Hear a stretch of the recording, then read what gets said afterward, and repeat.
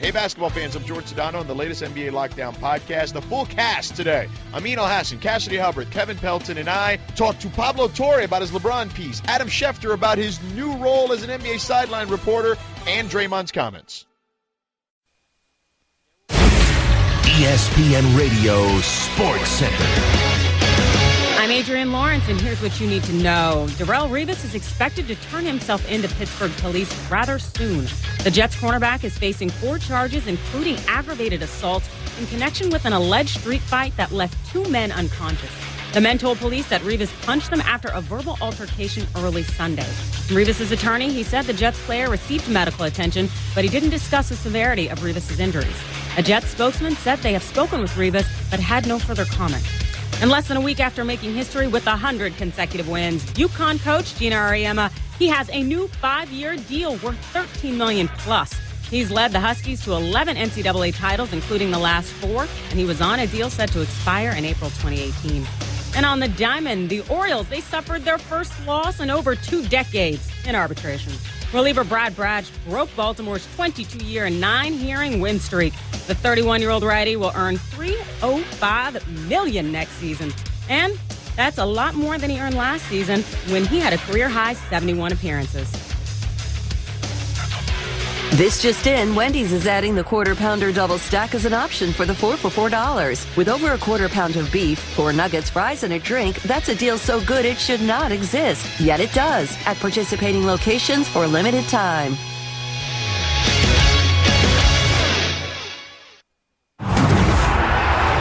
Now, Russillo and Kanell on ESPN Radio. And ESPNRadio.com.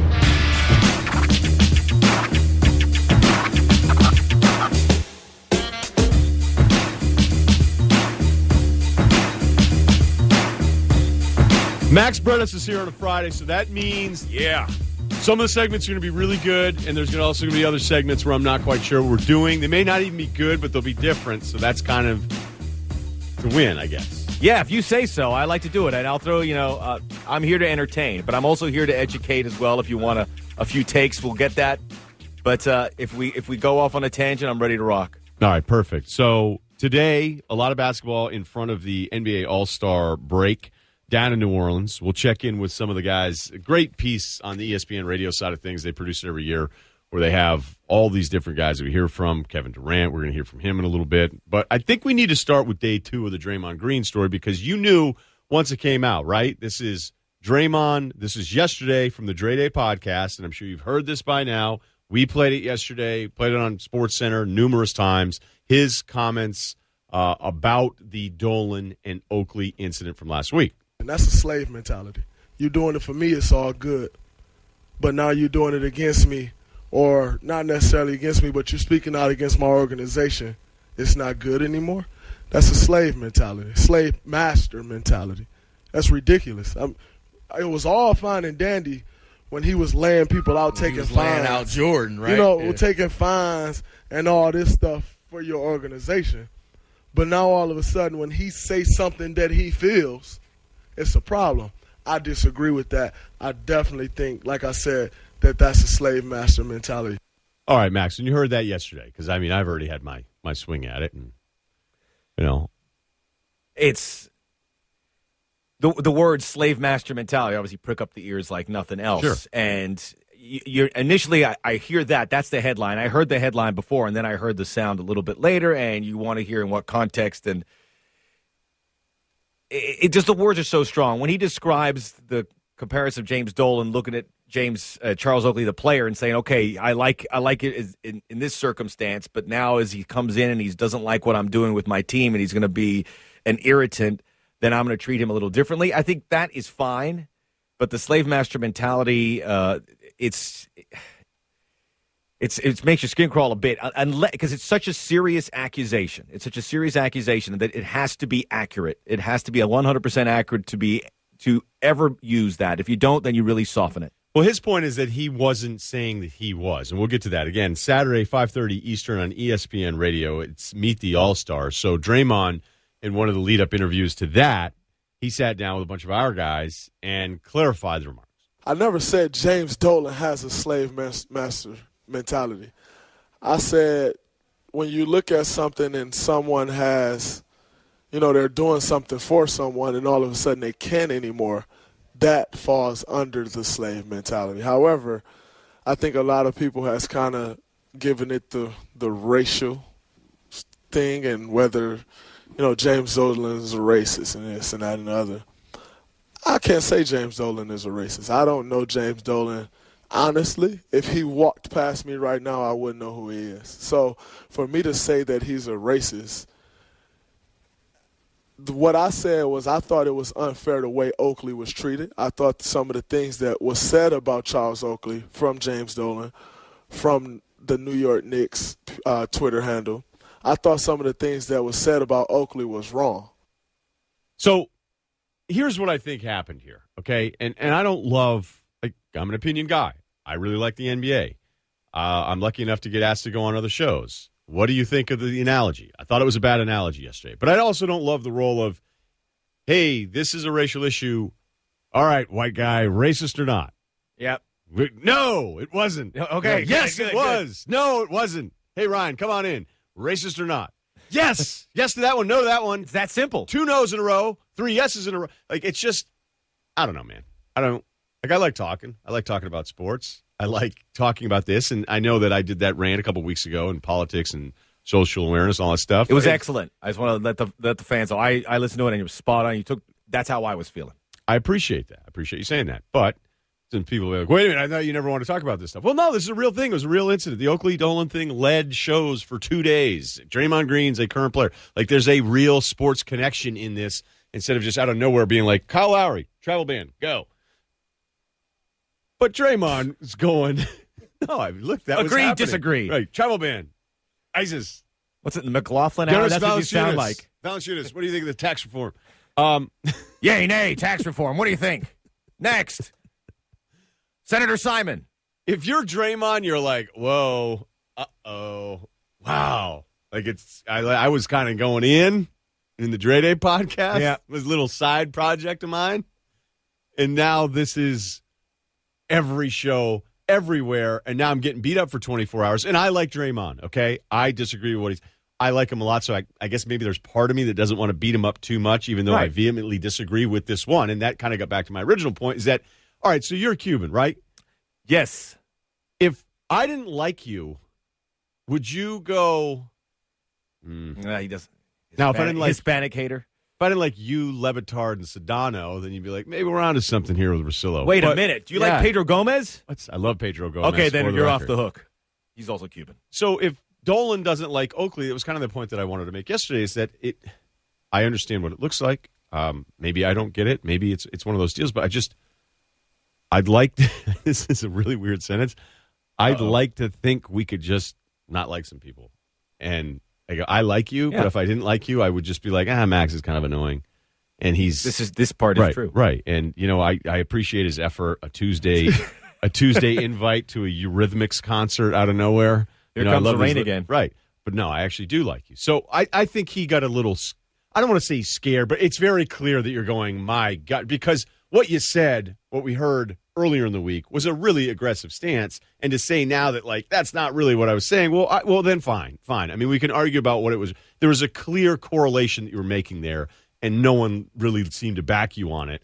And now you're kind of in a tight spot, all-star weekend of all weekend. Right, yeah. He's going to have microphones in his face left and right. And NBA players are empowered, and I like Draymond a lot, too. And I gravitate him. I want to hear what he says. I think he's a smart guy. I think what he says matters because of where he stands in the league. His clarification was for the birds. I mean, this made it, I was like, I almost preferred if he just owned it and said, that's what I said. That's how I feel. But when you see it a little further, and this, I think, gets to the deeper issue here, he goes, I don't know James Dolan. I couldn't pick him out from the lineup. And there was this immediate, just to broaden it out a bit here, it was an immediate reaction to everyone to defend Charles Oakley. And I go, I don't think people knew exactly what the James Dolan part was, so why don't we hear what he said about Oakley? And we heard that in the Michael Kay interview, to figure out the dynamic instead of just running in and we know James Dolan's an easy target. He deserves to be an easy target. But everyone goes in without knowing his side of the story. So it was just, maybe he wasn't educated on the whole situation. He came in on his podcast and said it, and now he has to be open up to it. Think about this. Think if I was late all the time, right? Think if I was late. Is that another shot at me? No. It isn't. Think if I called in sick. I called in sick every time Monday rolled around, called in sick. And then you and Danny were doing the show. And Danny said, Russillo, he's not here again. And then Max goes, no, drug users are known to call in sick. Yes. This is also. So you're because they party so much the night before. You could back out. You have to add more context to this. All I'm saying is that you could back out of the comment by saying, I didn't mean like, to I could Ryen. get mad and be like, I can't believe you said that, Max. Like, that's really messed up. That's really irresponsible. That's not even close to being the truth. And you'd be like, well, I didn't say that you use drugs. I just said that, hey, Russillo calls out sick, and I know that drug users call in sick. They're known to be late around the office, but I didn't say you did. Well, yeah, you did. Yeah, you did. Yes, I did. Russillo and Kanell on ESPN Radio is presented by Progressive Insurance. So compare rates for you so you get the best deal, even if it's not with us. Saving you time and money, now that's Progressive. Call or click today. Pack show for you. Darren Woodson, this hour, he's going to join us 2 segments likely. So always have fun hanging out with him. Coming up next, though, it is something all of us want to see, but with the way sports are today, there's a good chance we are not going to be given it this weekend. That's next on ESPN Radio. Discover the best new way for you to buy travel. It's called Upside.com. Upside bundles your flight and hotel together for one low price. If you're a frequent business traveler, your company saves lots of money, and you can get thousands in gift cards just for buying your air and hotel together at Upside.com. Use the code SPORTS, and you're guaranteed to get at least a $200 Amazon gift card your first trip. The code SPORTS gets you at least a $200 gift card free. How can you not do it? Save big on travel and get a big gift card every trip. You'll love Upside.com. Upside.com.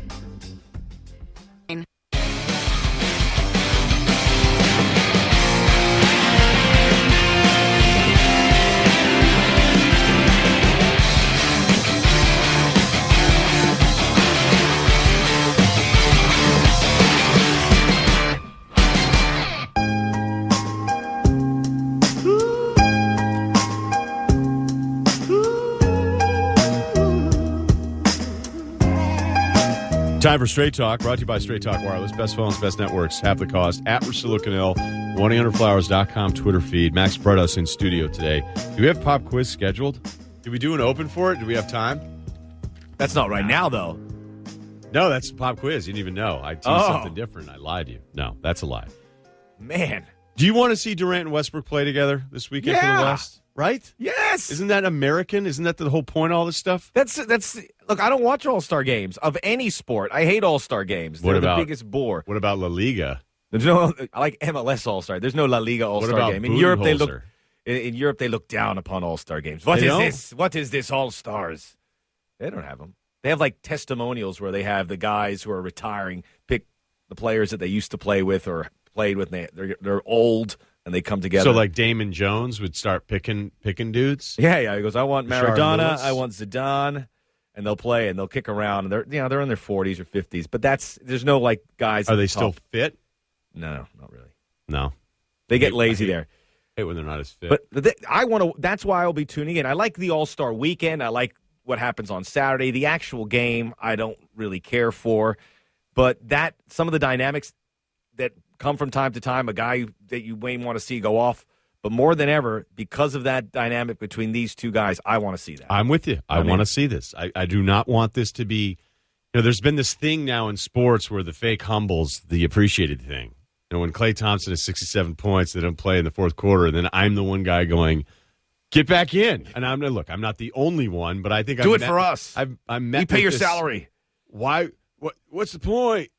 Like the points that. Get out there. Let's go for 80, man. Like, we should have a segment, Peanut Gallery guy, just yelling at NBA guys doing that. Hey, get out there. You've only played 25 minutes. So I've heard in some circles maybe you don't want to do that to Durant. Maybe you don't want to do that to West. No, do that to them. Play these guys together. Here's the thing. Durant just sat down with Sage Steele. We could see it here in the monitors. They're all down in New Orleans. This happened moments ago, so here is Durant, the latest you're going to hear on all this about whether or not he's going to talk with Russ this weekend. So are you going to go up and talk to him? Because you've said that maybe I could have done things a little bit differently. I mean, because then it's over with, right? Because he keeps saying that you guys haven't talked. I don't know. I mean... You haven't decided yet? Yeah, It's not even something I'm thinking about, to be honest. Okay. If it happens, I'm not planning anything. If it happens organically, it does, but I'm not planning to do anything. Like I said, I'm just coming out here enjoying my weekend. Looking forward to being a part of the festivities as an all-star and all. Everything else that falls in line after that, it does. But if it happens, it does. If it doesn't, it's no big deal either. So organic, you're not going to plan something. No, not at all. Okay. No hug? No hug. How great would that be? They just come like, let's bygones be bygones. You do your thing, I do my thing. And I'm going to get you that MVP, Westbrook. I'm going to get you some good looks. You're a really emotional guy, Max. I appreciate that about you. I think they need it'd be a good part of the healing process because when you're people and you leave stuff unsaid, that's not healthy. That builds you up. I think this is a great place where they're together on the same team, on the same bench, sharing the same space, where they can get over the silliness of this broken relationship. I don't understand it. It's over. He's got Durant's in Golden State. You're in Oklahoma City. Unless you just truly dislike each other, just nip it. Here's Steve Kerr with Ramona Shelburne. This is up on ESPN.com, and she's asking, how are you going to handle this? Because I still think some people think that you shouldn't play them together. I don't. This game means nothing. I can't even watch this game. It bums me out so much. So Kerr is almost, I don't want to say annoyed with Ramona, but it was almost like, wait a minute, I'm supposed to fix this thing? All right, so if you got this all figured out, you're going to sing a song. Do you have a video plan? Russell Westbrook, Kevin Durant, back on the same team, and you're coaching them. Yep. So it's all up to me to broker this truce, and it's going to happen. It's going to be beautiful, and we're going to get it done. How do you think it's really going to go? I have no idea. I mean, this is kind of one of the weird things about the All-Star game is, you get guys who are competing head-to-head all year long at the highest level in sports, and then all of a sudden they're teammates. And then obviously sometimes you get these personal connections like we have with Russ and KD. And I think it's actually probably the healthiest thing that can happen is they just, they're in the same locker room and maybe they have a few words and we can put this stuff behind us. If there's one thing we've learned from any of the buildup to all this is that it is real. It's becoming, because when it gets too hyped up, we talk about too much, it's like, oh, this is just a media creation. No, it isn't. It's real. Westbrook is mad at Durant, okay? And if it's because Durant didn't give him the heads up, that part I can kind of understand. Even if they weren't best friends. I don't know that we really know. Were they best friends? Did they hate each other? I think it's somewhere in the between. There had to have been some respect. They sat out there, they did all those playoff post-game pressers together. They had each other's back all the time. Remember when they talked about Westbrook and the defense and Curry, and then the Cuban, you're not a superstar, and like Durant's like, I'll take this one. Like, you have to like that dude if you're going to put all that time into it and be around him. So maybe they're not getting a summer house together. That's fine. But they were good enough with each other professionally that I think Durant owed him that call. But these guys are so just incensed about keeping the message private that they're probably afraid, like, oh, if I give it to Westbrook, he's going to go ahead and tweet it out. It's very clear, too, that Westbrook and some of the guys on the Thunder thought that Durant was kind of the soft guy, all right? Of the two, the guy that you'd want in the alley would be Westbrook. And then Durant, with all of his talent and all this stuff, like, is he as tough as I am? And that's the cupcake joke, right? Kendrick Perkins, when they're all teammates, called opponents they thought were soft cupcakes. So then Durant makes the decision. Then on Instagram, Westbrook posts the thing about cupcakes, and then becomes a bunch of middle-aged guy who doing pretty well with good seats, wearing cupcake T-shirts in OKC on a Saturday night. But it's obvious that it's like, you know what, you were kind of, like you were kind of soft, and now you're the man, and now you're leaving us behind, so, bleep you, and this is how we feel about you. So all of this stuff is very real because Kerr is like, Durant's like, I don't know what's going to happen. Curry wants nothing to do with it. Is it on any of you guys to sort of broker a conversation between them, or is that between Kevin and Russ? No, we're all big boys, so I leave it to them and their history and their friendship to whatever they want to do. But at the end of the day, like I said, in that locker room, we all know how to handle ourselves and just enjoy while we're here. We're all big boys. So, Rudy, what do you think about this? Because you and I think disagree a little bit about what Kerr's role is here. Because I'm saying play him, like, give me a break. Play the guys. They're Western All-Stars. You don't have to stagger them. I think you have to ask. Kerr has to ask Westbrook about it. Really? Yeah. He doesn't know. Like, he doesn't I don't know. You just need to be upfront with him about it. I think the Durant thing, Durant would play with him. I don't think it's a big deal for Durant. I think it's a bigger deal for Westbrook, and it's a bigger deal for Kerr to be like, hey, is this cool? Other than to just completely blindside him and be like, hey, here's 4 Warriors and Durant. Go out there and play with him. Yeah, I'm with you, Steve. I think it's a courtesy just to go to Westbrook. Hey, I'm being asked about this. Ramona Shelburne's talking to me about this and that. Are you all right? Look, we're going to get you in there. You're going to spend some time with. Ramona asked Russ. I just wanted to clear Shelburne is on right. the run, but I think even a courtesy to say, look, I'm going to play you if there's something that is really egregious and you don't want to, let me know. But I can't imagine it comes to that. There's so many guys who played in All-Star games that don't like each other. I mean, Michael Jordan. Not like this, though. Not like this. Is pretty specific. Yes, but just to share a court for a little bit. That's my maybe point. I'm naive. Right. You guys, oh, no. I don't expect anything that's really going to happen, but I do want to see it. There's nothing better than that when you say, okay, here's the product, and we have all this drama surrounding it that, again, is real. It's not created. No one's just making this stuff up. Well, the one thing that people were saying is playing the 4 Golden State guys and Westbrook, that seems poorly motivated. That seems. Do you want to see it? No, not really. I want to see. You don't want to see that? That's hilarious. It is. I'd like to see it, but Durant Westbrook is number 1. Number 2 is the Golden State Warrior 4 and Gordon Hayward. I'm just kidding. But oh no, I want to see that too. But yeah, that is secondary. Right now, I don't care who's on the court as long as those two are just engaged for a couple of minutes, and that is the moment. I would love to see Russ in the 4 Warriors to see if he doesn't pass for 4 straight minutes. Now, but if Kerr does come and you see the 4 and Westbrook, you have to say Westbrook would have never signed up for this. No? So you think that would be just downright? That's weird. Mean. Because I think you're clearly, you don't have to do that. If you do that, you're clearly trolling him, right? Yeah, I think so. What are the chances all 4 Warriors play together? That's just a weird thing. We see the Warriors play together all the time. I don't know if that'll happen. Kerr's not that kind of guy. He's not the kind of do it. I would love to see it. But at the very least, if Durant and Westbrook don't play together at some point on the floor, then this whole weekend's a loss. What about Harden, Westbrook, and Durant? See, that's a nice little subplot. Trade for Ibaka? What could have been? Get Perk out there. Hey, Perk, you still fitness? All-Star. Straight Talk Wireless, nationwide coverage on America's largest and most dependable networks. Darren Woodson in studio next 30 minutes. We're going to ask about hoops, asking not liking other teammates, and having to face them like those guys and some football stuff as well. Max Bretos in studio. It's ESPN Radio.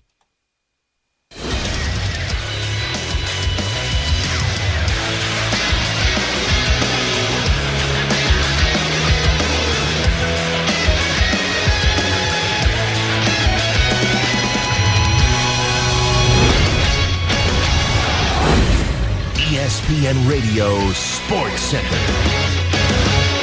I'm Adrienne Lawrence with what you need to know. Chargers O-lineman King Dunlap was arrested Thursday night in Nashville for violating a protective order. The 31-year-old was allegedly involved in a domestic disturbance with a woman that he was ordered to stay away from.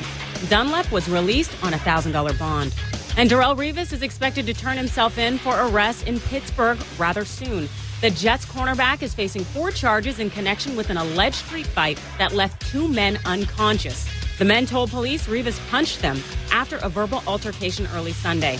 And Kurt Warner's son, Cade, he's going to be a preferred walk-on at Nebraska. Cade turned down an offer to join Arizona State near his family home in the Phoenix area. But the 6'2", 205-pound wideout, well, he says Nebraska feels more like home. And after the 6th with Michael and Jamel, stick with us for NBA All-Star Celebrity Game. That's on ESPN. Michael's going to be leading the West, featuring Mark Cuban, Master P, Candace Parker, and many others. And on the East, Jamel will be joined by Nick Cannon, Hot 97's Peter Rosenberg, and more. Sports Center is brought to you by JCPenney. Come in and stock up on select styles of Levi's, like men's Levi's 505 regular fit jeans for just $41.65, or save an extra 20% off on select items with your JCPenney credit card and coupon. That's getting your pennies worth. JCPenney.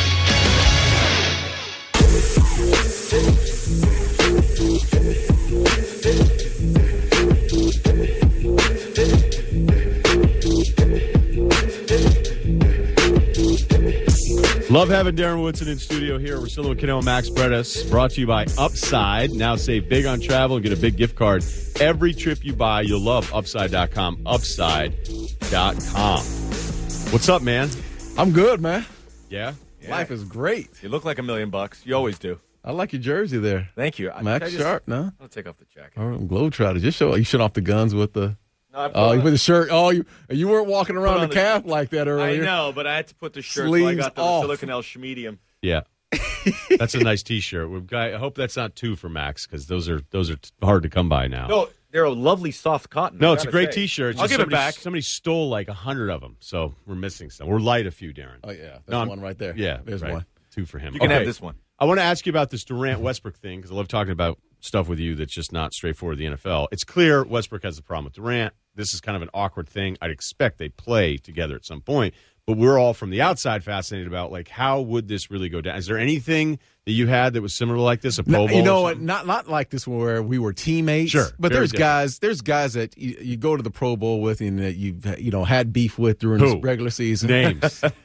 Guy worked here for a while. His name was Chris Carter, who listen, Chris and I are friends now. It's weird because after we got done playing, then it was like, oh, okay. Hey, Anywho, Chris Carter. I know Chris. I like Chris. I always get along with Chris. I know that some people did not. Right. Exactly. So Chris is one of those guys that talked the entire game.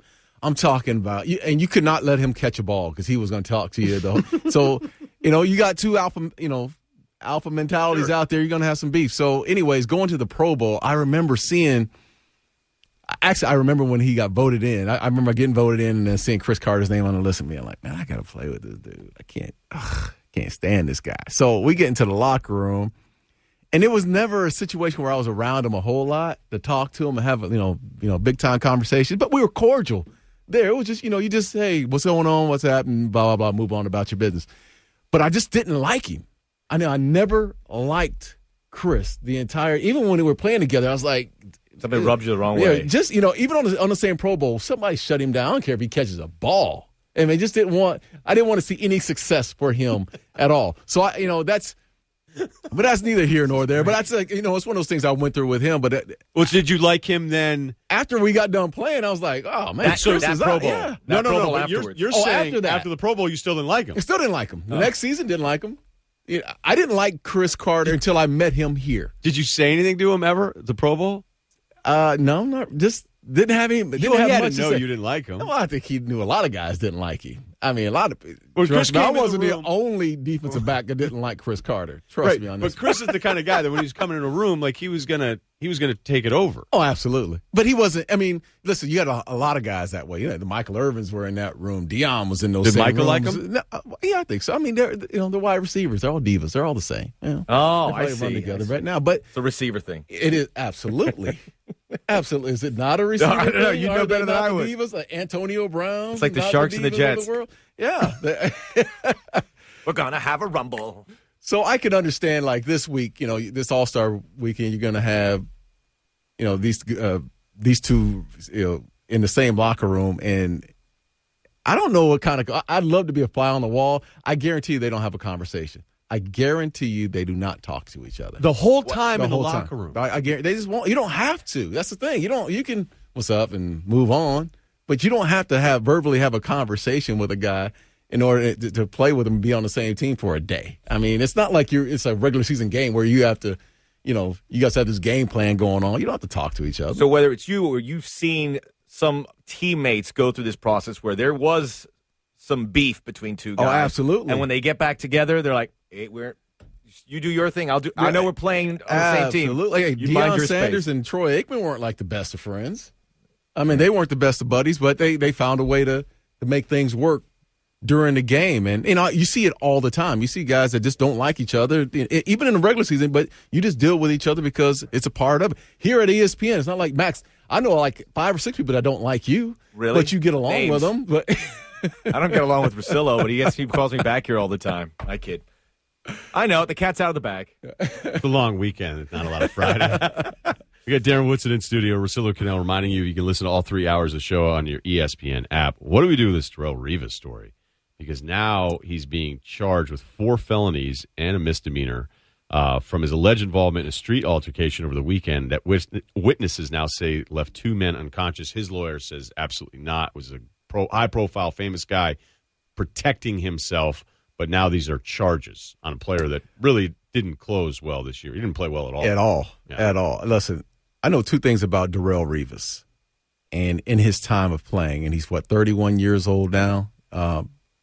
Great corner was one. Number one, great corner. One of the all-time best corners in the league. Shut down, in your face, work you at the line of scrimmage, knock you off your route. He was the complete corner in this league, and guys like Richard Sherman owe him money for all the business that he's done. And number two is the business side of him. He's always made the right decision, both on and off the field. So that's what I know about him. That's through his entire career. It's always been positive. Nothing off the field. I can't, unless the video or someone comes out and proves something differently, I just can't see that happening, that Darrelle Revis is out at 12 o'clock at night looking for a fight. It's beyond me to even think that way. It's weird, yeah. Because this guy, that's not his makeup, never has been his makeup. I could see maybe he was out, and like they said, these guys are following him, and then it got, it got a little thick. But for him to initiate something like this, knowing the type of guy that he's been all these years, knowing his makeup, it just doesn't make any sense to me. Has that happened to you where you're out in a absolutely. fan? What's the protocol when you see, and they're going above and beyond, they're going out of bounds with some of the getting the phone in your face? Thank God we didn't have phones back like in the 90s, because it didn't just happen to me. It happened to a lot of my teammates. But your approach, you're always a target, and you always know it. Especially you're a target now still, even when they do have these smartphones. Exactly. But, especially when I was playing, that people would walk up and have something to say. Whether it be, Cowboy fans at times, even Eagle fans or whomever, people would always treat you as a target and say some things to you. But it was always, when it was in a controlled environment, you can deal with it. When it wasn't in an environment in which you couldn't control, nightclub situation, bar situation, walking into a nightclub or a bar situation, when you can't control the outcome is when people walk up on you, and these things tend to happen. When they don't happen is when you're with all your boys in, maybe not in a club or bar, but in a different, restaurant or something like that. But, it's just a part of it. But you have to be patient. You have to walk away from things that, normally, and that's not our makeup. As a football player, Darrelle Revis' makeup is an alpha dog mentality. Hey, listen, I'll fight you in a heartbeat. He does it on the field. It's confrontational on the field all the time.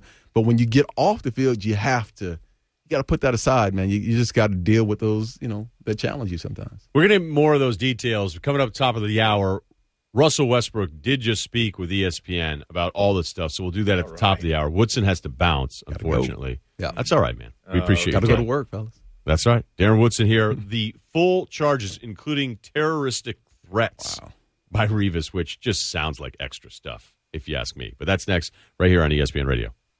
Geico, 15 minutes could save you 15% or more on car insurance. Visit geico.com.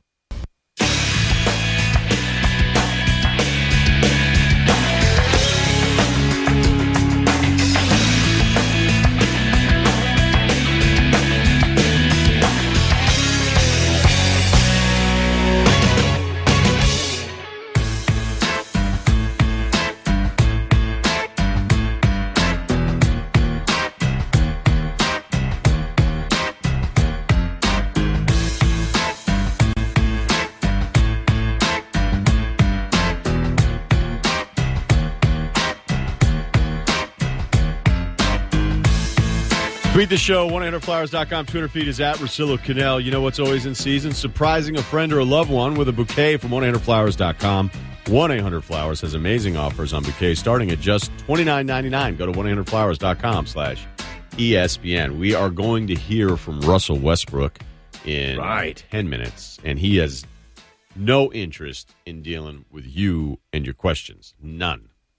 Doesn't want to talk about Durant, doesn't want to talk about playing, not having it. So we'll do that in a few minutes. Doesn't mean he doesn't want to play alongside Durant. He doesn't want to answer the questions. That's simple. So last night, sorry to jump you there. I didn't mean to do that. I was reading more about this Darrelle Revis story. A lot of the legal stuff, I'm not always, okay, this is new, break the show. Darrelle Revis has charges against him. Lead all three. I don't know. What is there to say about it? You can only speculate. That's not good. No, the lawyer's going to come out and completely paint a picture where his client did nothing wrong, and their defense is that, okay, well, Revis was protecting himself. But the story goes, now Pittsburgh police have charged Revis with 4 felonies and a misdemeanor And those charges went down last night, stemming from his alleged involvement in a street altercation over the weekend that witnesses say left 2 men unconscious. So the police would investigate, whatever. Days later, they hit him with the charges. 2 felony counts of aggravated assault, 1 felony count each of robbery and conspiracy, and a misdemeanor count of terroristic threats. Just a misdemeanor for terroristic threats. Yeah, how's that a slap on the wrist in this hypersensitive times? So Jones, who is Rivas' attorney, told ESPN he was trying to reach the client Thursday night to arrange for him to surrender to police. It was unknown whether Rivas had turned himself in. Apparently this incident, it wasn't midnight, it was 2:43 a.m. Saturday into Sunday morning, and it's in Pittsburgh South Side. 2 men, 21 and 22, told police that Rivas punched them amid a verbal altercation. Witnesses say the 2 men were unconscious for 10 minutes, both of them. So, like, what can you do? Like, we can only speculate. Right. Well, if they were out for 10 minutes, whoever applied those punches, you get some cred all of a sudden for being one bad dude. Obviously, that's beside the point here with Darrelle Revis. But, yeah, First thing guys think of, wow, 10 minutes? Well, listen, anyone who ever wanted to push up on Darrelle Revis will probably have second thoughts if this comes out, if this all fleshed out at the end, because of what was said happened to these 2 individuals. I've just read a lot of, well, it's time to cut him. Well, the only reason you're saying it's time to cut him is he wasn't very good this year and really wasn't into it at all, and he's just collecting his check. So that, if he was still Pro Bowl shutdown Darrelle Revis, this to me would be a more important story because you'd go, well, wait a minute. You're not cutting him. You're keeping him, and that's just the way things work. I don't know what happened. It does seem weird for a guy that's, like, what's the worst thing he's ever done? Just want more money that he's always gotten from everybody? Stayed out of trouble and... So, and look, and sometimes guys that never get into trouble are bad guys, and it just never happens. Like, it never happens, it never becomes public knowledge that this dude's actually a really bad dude. But why would the rich guy, why would the guy with the money and all the things to lose, why would he be walking around, and say he's out all night? Like, he's just, I don't know. Like, that's why I don't love the topic a lot, because it's just speculation. We can't say anything. We can argue what some people are saying. I've heard some people saying, "Hey, nothing good happens at 2." Guys are whatever, go out, man. whatever. I mean, guys that stay home say that. Yeah, exactly. That's not late. That's what it is. We don't know what the situation was, which could have put him in that predicament. We'll find out more, but I tend to side with Revis if what I read, just because it was a situation that seemed to get out of control, where the fans, and we know the fan culture kind of closes the walls in on these athletes. But I would like to hear more about it before I say, hey, cut him. And unfortunately, it's happened at a time on the decline of his career. Now, if he comes out in a few days, hey, I'll be happy to play safety. I think I can handle it now that maybe we see a desperate Revis who's ready to hang on to his NFL career. But we can't really go beyond that at this point. But if you're just applying kind of just regular life to all of these, and his life is not a regular life, like, what's he have a few drinks and go, I'm going to beat up 2 young strangers? He's going at 3 a.m? Hey, I know what I feel like doing. I feel like beating up random young guys after a couple drinks. I mean, I know people that sounds like fun, actually. I know people that I've been tonight. friends with that you go, well, he might be capable of doing something like that. That just doesn't make a ton of sense for Revis because he would have so much to lose. And you see how public figures can become just, there's almost this disconnect of how you would normally treat somebody. Instead of being excited, this excitement of, oh, wow, I can't believe I get to run into you. I just want to say hi or all this. It turns into you're this object. Like, you'll treat the famous person now like they're less than a normal person because you're just like, no, you have to entertain me. So I don't know, man. I don't know. I wasn't there. It's in Pittsburgh, and I think that's part of the story you have to keep in, because he is a bigger star in Pittsburgh than he is anywhere else. That's where he grew up. That's where he went to college. So he is revered there. Maybe not to the point, but just to use a comparison, like LeBron in Cleveland. That's his city. That's where he gets the benefit of the doubt. And that's why it's a little unfortunate this would happen here, because you figure Pittsburgh, he gets, hey, free drinks. Anywhere you want to go, this is your town. Not the case. All of our guests on Russillo and Kanell, Shell Pennzoil Performance Line. The show is presented by Progressive Insurance. This hour, more from the NBA All-Star Weekend. Charles Barkley, I don't know if you guys knew this, he doesn't like today's NBA product. Oh, no, not a fan. No. Shocking. Shocking, I know. We'll do some more on Draymond's comments, the Durant Westbrook drama for the weekend, and Westbrook, who just spoke with the media, wants nothing to do with your Durant questions. We have Max Bretos and a pop quiz coming up all next hour. Russillo and Kanell, it's ESPN Radio. I'm Andy Katz from ESPN, along with my co-host Rick Klein of ABC News. On the latest edition of Capital Games, we're going to be joined by North Carolina Governor Roy Cooper to discuss HB2. We're also going to dissect the new Nike ad called Equality. Scott Burnside, ESPN.com here on the latest edition of Hockey Today, the podcast. We catch up with breaking news in Montreal with a coaching change there, and hear from Pat Maroon of the Edmonton Oilers and Jason Chimera of the New York Islanders. The NBA All-Star Game this Sunday. Here's Curry behind the back, half-court heave on its way, and he hits it! Coverage begins Sunday at 7:30 Eastern on ESPN Radio and the ESPN app.